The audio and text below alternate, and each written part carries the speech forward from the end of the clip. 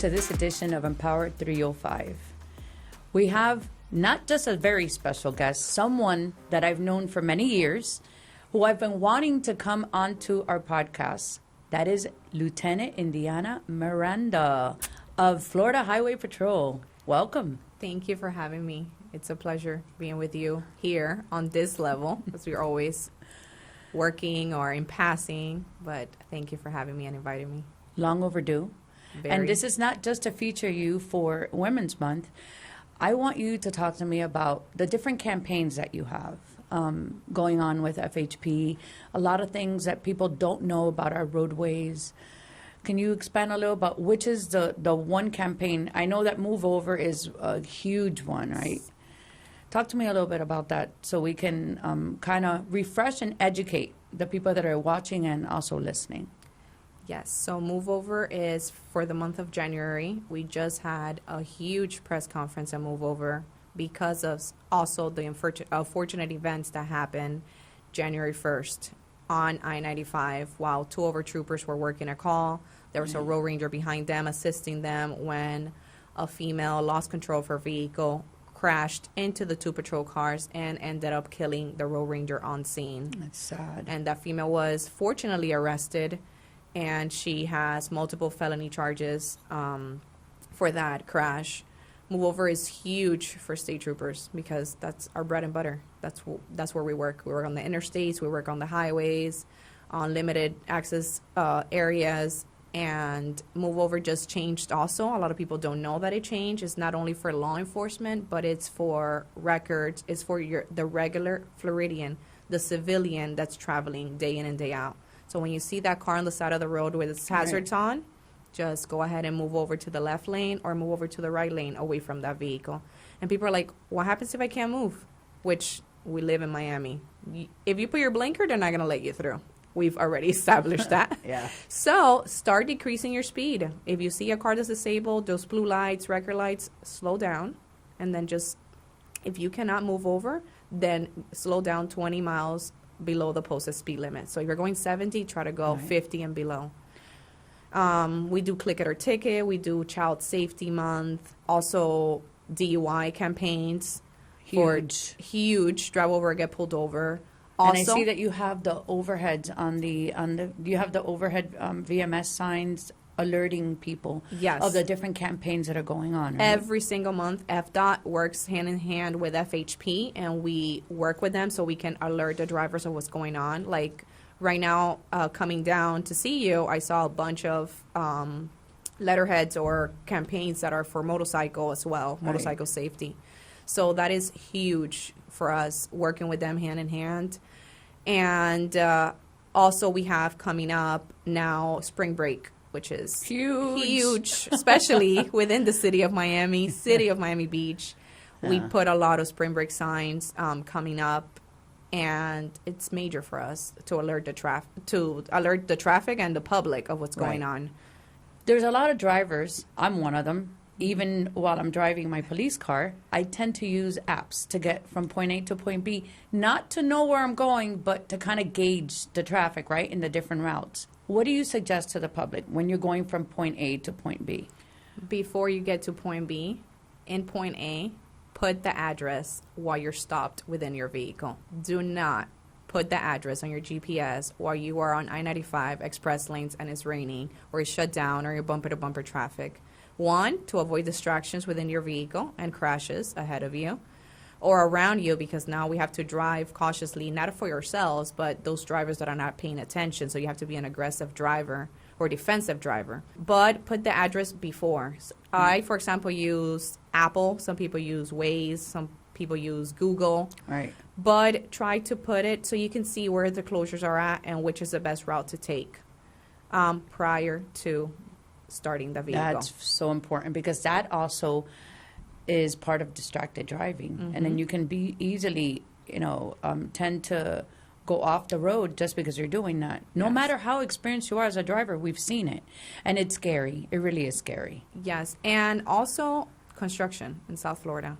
You may put one address in one app, and then you put the address in another app, and it tells you that that street is closed because construction is always changing.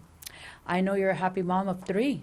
I am. And you're married to one of our very own. Yes, I am. How do you balance work and your home life? Because you're the lieutenant and you're also the PIO.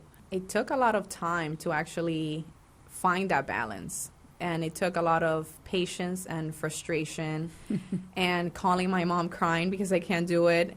You know, sometimes we're so quick to want to grow up and have all the responsibilities and be out of the house. And then we're like, I really had it good taking a nap at my mom's house and not having all of this to worry about.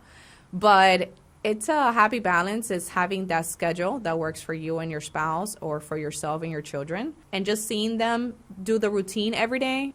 They're like little grown men, I would call them, because we get up, we go to school, I pick them up, it's homework time, it's dinner. So I always love when you wear your trooper hat. I wanted you to bring it today. That's in the car. That's for special occasions, and I do not like wearing my trooper hat. It's a joke that I always have with her. I know. I think South Florida troopers don't like seldom wear. You seldom very rare. But if you see a trooper stopping you and they get their trooper hat, it's business. It's business. It's a wrap. I get scared. I'm like, okay. Yeah, it's happened to all of us. Yes. But my first speeding ticket and my only speeding ticket when I was very young was coming home from college, and it was by a trooper. And I remember I looked at the rearview mirror and I saw the hat and I was like, oh, it's business. It's business. I was 19 years old. It wasn't even so excessive. I was coming from college, but it was a learning experience. And I said, one day I would love to be a police officer. That happened to me too. My only citation was it was Pinecrest PD, and it was a female police officer. They say we're tough. I think we feel that we have something to prove all the time, and we have to just put it up a little bit higher than our colleagues do. And I've noticed that as I grow or I get older or get more wisdom, we don't have to. No, absolutely not. We don't have to do that. How do you see yourself in 10 years? Career-wise, I love what I'm doing now. I would like to create a team within my position, which is not something that my department has. In 10 years in my career, I love going into captain. I came from a background of investigations for 6 years. However, I'm in an era of my life that I love mentorship. So I am creating now, for the past 3 years, I've had women for March is Women's Month. So I try to do a luncheon with all the South Florida female state troopers, and I want to dedicate more time into that because it's good to have that mentorship. I was lucky to have it pretty early on with a female or a lieutenant in my department. And it's very rare to get that in this field from another woman that's willing to see you grow and flourish right beside them and not envy you for what you're doing. Very true. Very true. And it's an empowerment thing. Yes. And it's beautiful. And I think I have been very fortunate when you have someone that takes you under your wing, right? And you pass it on. Yes. And I have tried to instill that with the people that work for me, the women that work for me, and it's take them under your wing, show them the ropes, because that's how it is. We're not going to be here forever. And it's about creating a legacy. Yes. Is there any word that you would like to share with the public about something that is very important that people should know? The most important thing is just when you get into that car, shut off all distractions, to include having your kids in the car, make sure they're belted. And if the kid is crying, which I've seen this and it breaks my heart, like you say, I've gone to fatalities when mommy is breastfeeding and within the vehicle and the baby dies. I've gone to fatalities when mommy's taking care of the baby in the back and she loses control of the car. And now I'm having to tell that mom that baby didn't make it because she unbelted the baby because he was crying. You know, and it's heart-wrenching to actually go through that and see those calls. Terrible. So, you know, when you get into the car, wear your seatbelt, follow the speed limit. If you're not having a bad day, you have a cloudy judgment, take a deep breath, and then get behind the wheel. Life is really precious, and we don't know when a back's a hat. You can be driving perfectly, and you never know what somebody else is going through or what may happen while you take control of that wheel. So just slow down and just take it day by day. And road rage, especially in Miami, because we know the honking, the hand signals and gestures and the screaming, just brush it off. Roll it off the shoulder and just carry on, because it's not worth your life or theirs over cutting somebody off or not going into the next lane. How important is it when someone gets involved in a car crash? What do they need to do out on those roadways? A lot of people panic. They get out of the car in the middle. Tell us what they should do. If you get into a crash on I-95, for example, express lanes, which you can't go to the right-hand side because you have 4 general purpose lanes, and you may have a emergency shoulder, turn on your blinkers or your hazard lights as soon as possible and get on the phone with 911. Let them know that you've been involved in a crash. Your vehicle is disabled or is able to move off the road, and try to move off the road. Oftentimes, people think that when the police officer gets on scene, they need to see how the cars ended up. That is completely false. Right. We can reconstruction that crash scene all over again. And based on the lane that you tell us and the damage on the vehicle, we can tell what occurred. Right. So please move your vehicles off the road. Stay belted. A lot of people take off their seat belts and then they stay in their car. If you get rear-ended a second time by a second crash, you might get injured. Not because of the first crash, but because of the second. And that's oftentimes what happens. We get into a wreck, and it's a regular fender bender that we can move off the road, but we get off the car, and I just had that also on I-95 southbound. It was a 4-vehicle chain pileup, which happens often. 8 o'clock in the morning, everybody's like, on their phones, trying to get their kids to school, and it was regular taps, 4 vehicles. The lady gets out of the car, and she checks for damage, starts for checking for the other people. A vehicle in the express lane, it's rubbernecking because he wants to see why the 4 vehicles stopped.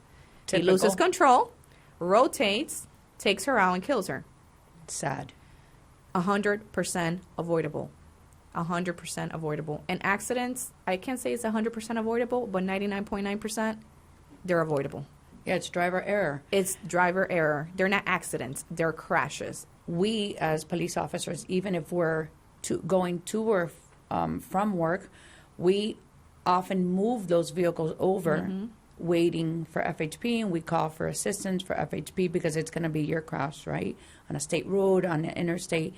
People don't understand. We get on scene because we just happen, and then they think, well, we move them over. No, I can't move my car. Yes. And I'm glad that you brought that up. People don't understand. Move over. It's important to get out of the way because we see all those tragedies. Yes. Right?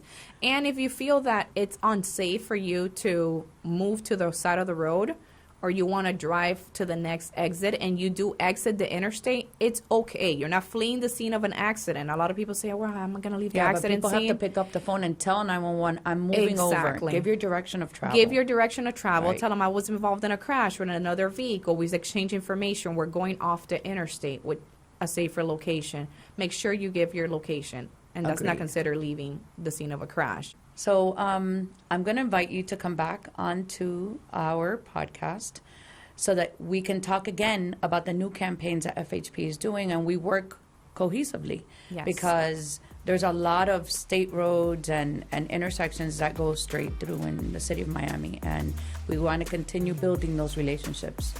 Awesome. Thank you. And that's a wrap. Don't forget to like, share, and subscribe.